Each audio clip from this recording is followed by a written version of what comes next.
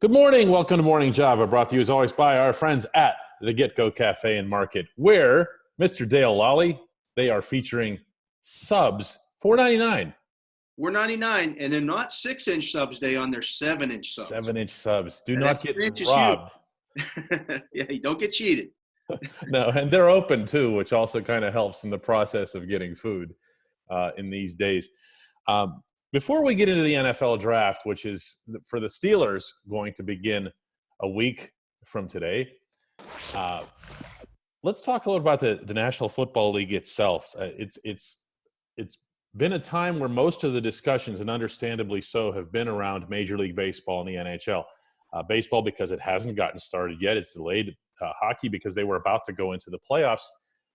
Football would appear to have somewhat of a reprieve, but maybe not, huh? Well, it's all going to depend on they have the luxury, if you want to call it that, of allowing the NBA, NHL, and Major League Baseball to make the decision about whether they're going to come back first. So if they're going to get the test run with those leagues. If one of those leagues decides that, hey, we're going to come back and play in front of empty stadiums or whatever they decide to do. So there is that. And the NFL doesn't have to make that decision until, late July. They're going to bring the schedule out, I believe,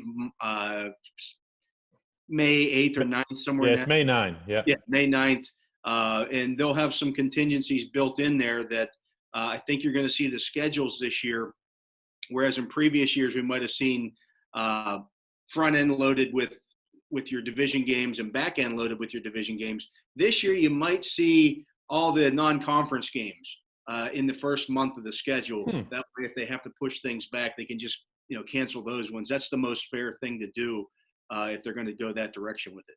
Yeah, this is it's obviously literally uncharted territory, not just for sports but for the whole planet. Where the NFL is concerned, the first impact, I mean, other than, the draft being done from home and stuff like that, which is really not that great of an inconvenience, is going to be not long after that, because that's normally when we would see rookie camp. We would see these players, Dale, like that. They would come in and they'd put on helmets and they'd be around, and that's not going to happen now. So what is what's the word I'm looking for here? Compensation for that? What's the way the NFL is going to work around that? It looks like they're going to do some virtual OTAs, which will basically be a lot like what we're doing, where the coaches will meet with the guys in their meeting room, like much the way we are, and I guess they'll have a whiteboard and they'll go over concepts and those kind of things. But the coaches aren't going to get to see these guys on the field until maybe in August, maybe in late July. Who knows? I mean, I talked to some people last week or earlier this week from the Hall of Fame stuff, and they're still planning on having a Hall of Fame ceremony and all that stuff. But we'll see. I mean, it's all up in the air right now. Yeah, that's the biggest difference between football and the other sports, in addition to the timeline, is that football brings together a mass of humanity that the other sports can't compare to. And like in particular, I was struck by a comment that was made recently by the mayor of Los Angeles, who said that I just can't see 70,000 or 80,000 people. Now, insert obligatory jokes here about how that many people would never see the Rams or the Chargers in one given spot, even if you combine their crowds. But the point stands. They talk about these bombs that you don't want to drop in terms of this virus, and that would be one where you just have that many people in one spot. My big thing with this, and I wonder how many of us actually had this virus already and didn't really realize it. We got a little sick for a couple of days and just got over it. And we don't know. We don't know because we haven't had widespread testing on this. We don't know who's carrying antibodies. We don't know any of that stuff. The thing that struck me about it is that the NFL is talking about the possibility of coming back and playing in front of empty stadiums. They can do that because they're professionals. College is a little different. Oh, because if you're a college, you can't tell those players who are students, the student athletes, that it's okay for them to come back and be at risk, but it's not okay for the rest of the general student population to do so. And that's where it gets kind of sticky with this whole thing. Yeah, and with colleges, of course, we're not talking about unionized labor. They don't have They're they don't not have a choice. paid. Yeah, they don't have a collective bargaining agreement. They could theoretically sue the colleges and things that can't happen in the pros. And oh my goodness, let's just talk about football. Yeah, I'm all for, though, if they just want to take us all and sequester us at St. Vincent College, and we can live out of the dorm up there, and I can talk to the players. I'll take testing every day to make sure, just to get back to some kind of normalcy. I'm good with that. Let's do it. Dale, a week from today, as I've mentioned, the Steelers will be picking 49th overall. They just have to take a running back, don't they? They just have to. I'm of the belief that there are, I'm going to say, 8 wide receivers that if they fell to the 49th pick, and I can tell you right now that 4 or 5 of them are definitely not going to. So you're basically looking at 3 wide receivers. If they fell to that pick, I guarantee you that they probably have a first-round grade on those guys, and I would take them. This receiver class, it's very deep. I get that. But if you have a first-round grade on a guy, you take him regardless, because what happens, and I've run mocks. I sit in my living room and watch TV and run, a dozen mocks every night. So basically your life hasn't changed at all. No, not really. Just to go through the different scenarios. And a lot of, especially recently, the last couple of weeks, if you sit there at 49, I've had my choice of basically 4 running backs or 2 or 3 of those wide receivers. And if you take the wide receiver, there's a good chance that one of those running backs, if he doesn't fall all the way to you at pick 102, the option is there to trade up and get him around pick 90. See, that's what struck me about your last couple of drafts, but the one yesterday in particular, because Cam Akers is sitting there. Yeah. And for anybody who doesn't know, it's a Miami back who's pretty good. He's my 5th rated back in this year's draft, and I've got 5 that are capable of coming in and being every down, carry the load kind of backs, and he's the 5th of those guys. You can split hairs with these guys and rank them in any order, but he was there. And in this draft in particular, the one that I did, it wasn't just him that was there. I'm trying to remember. I think Clyde Edwards-Helaire was there as well at pick 90. And so I'm sitting there, I'm going, boy, I wouldn't trade up in this situation unless I have to look and see, who drafted a back, who still needs a back. Otherwise, I'm going to sit still. I'm going to sit right here, and I'm going to get one of those 2 guys. Yeah, I was going to say, you can wait for either Akers or Edwards-Helaire, and Edwards-Helaire is my guy for what it's worth.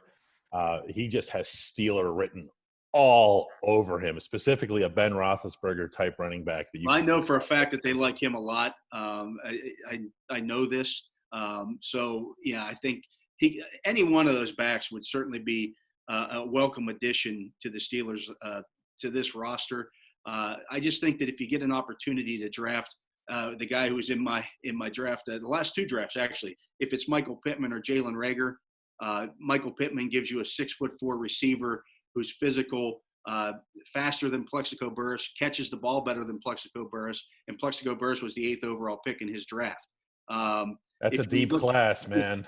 If you're looking at Jalen Reagor, the first thing that struck me about him is I'm like, when I'm watching tape of him, I'm like, this is like watching a more explosive version, a hybrid, a cross between Deontay Johnson and James Washington. He goes up and he takes the ball away from defensive backs. He's able to run deep, and when he gets the ball in his hands, it's like light. It's like watching lightning. He's all over the place. He's electric with the football in his hands. Okay, now you got everybody all wound up about these wide receivers, and I see what you're doing there, Lolly. It's transparent. You like the talent. Now, it sounds like you love the talent. I love the talent. There are 8 guys in this draft at wide receiver, maybe even 10, that I would jump through hoops. If I'm the Steelers, I would not be surprised if Kevin Colbert physically drove and took the pick into Roger Goodell's basement. They handed to him. Well, as long as he maintains his distance from Raj, because Raj is going to be looking to hug people when the draft starts. You want to stay away from Raj. All right, devil's advocate here, and I'm not even 100% sure I'm convinced of this, but just to throw it back at you, you're going to bring in, Mr. Wonderful as a wide receiver. The Steelers last year hardly ever went with 4 receiver sets. They didn't have 4. I know, but I understand that. They also didn't have Ben. But at the same time, where are you going to play this guy? How are you going to use him? And is he really going to be more valuable to you in 2020 and 2021 than a running back would? Because I can never get past this thing that everything is still built around Ben. It just is. And we can't pretend otherwise. It's not a normal situation. He's 38. If whatever rookie receiver that they would happen to draft comes in and makes a Martavis Bryant-like impact, 26 catches, averages 20 yards a catch, and has 8 touchdowns in his rookie big plays, yeah. Big plays. That's what you're looking for. The biggest issue this team had last year was its inability to score touchdowns. Yep, plays. That was something that we talked about last offseason at this time. Who replaces Antonio Brown's 15 touchdowns? 15 touchdowns in 15 games. You could replace his yardage, you could replace his catches, but that's a talent. That's a skill.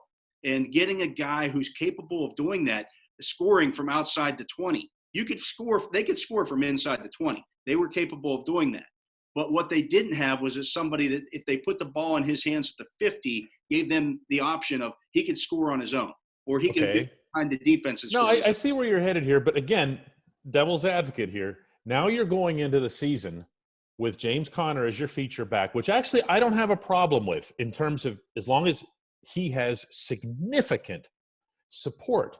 I don't believe that he does, and I get that. I don't either. Benny Snell had, he had his moments and everything else, but where else do you get this help? Is it Shady McCoy? I mean, where are you finding this player or players? There are guys out there, and even if you miss out on one of the top 5 backs in this draft, I like Zach Moss a lot. I like the kid from Appalachian State a lot, Darrington Evans.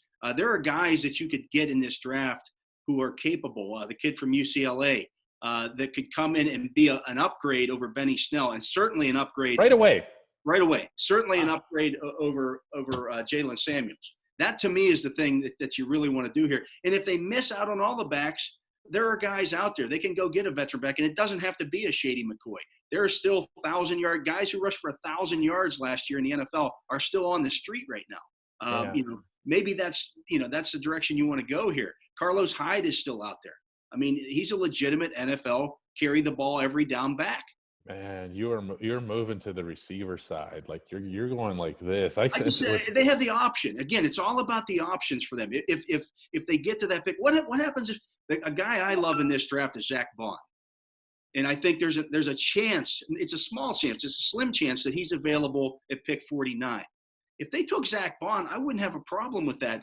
He's Chad Brown. You can play him inside. You can play him outside. He gets on the field and helps you immediately. And maybe he's a situational pass rusher for you, spelling some guys. Maybe he beats out Vince Williams on the inside.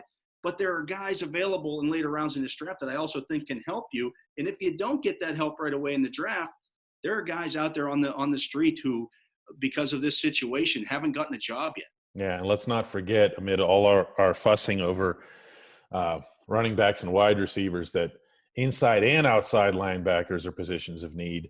Offensive and defensive line could use a start to replenish, I guess, if you will.